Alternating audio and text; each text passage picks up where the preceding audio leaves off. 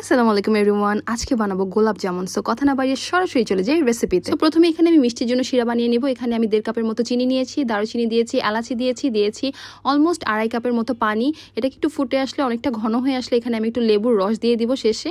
তারপর চিনি শিরাটা আমি জাস্ট নর্মালি রেখে দিব। মিষ্টির জন্য এখানে আমি 1 কাপ গুঁড়া দুধ নিয়েছি 3 টেবিল চামচের মতো ময়দা আর 1 চামচের মতো নিয়েছি বেকিং পাউডার আর 2 চামচের মতো নিয়েছি আমি এখানে ঘি।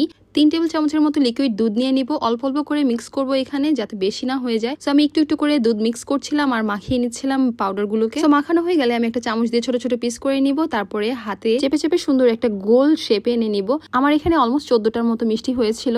মিষ্টি ভাজাটা কিন্তু খুবই ট্রিকি। তেলটাকে একদম একটু লো থেকে মিডিয়াম লো আর কি যেটাকে বলে, ওই ফ্লেমে এটাকে ভেজে নিতে হয়। খুব আস্তে আস্তে করে বারবার করে চামচ দিয়ে নেড়ে নিতে হবে যাতে সব দিকটা সুন্দর কালার হয়ে আসে। সো দেখতেই পাচ্ছেন আমি কিন্তু বারবার নাড়ছিলাম যাতে সব চারপাশে সুন্দর একই ধরনের কালার আসে। সো ভেজে নেওয়ার পরে গরম মিষ্টিগুলোকে আমি চিনি শিরা দিয়ে দিয়েছিলাম। অলমোস্ট 2 ঘন্টার মতো আমি এটাকে চিনি শিরা ভিজে রেখেছিলাম। সো এই তো আমার গোলাপ জামুন রেডি। যারা বাসায় নিজে বানিয়ে মিষ্টি খেতে চান তারা এই রেসিপিটা ফলো করতে পারেন। খুবই ইজি এবং খুবই tasty. So I hope you like this video. So it's all for now. See in the next video. Bye. Thanks for watching.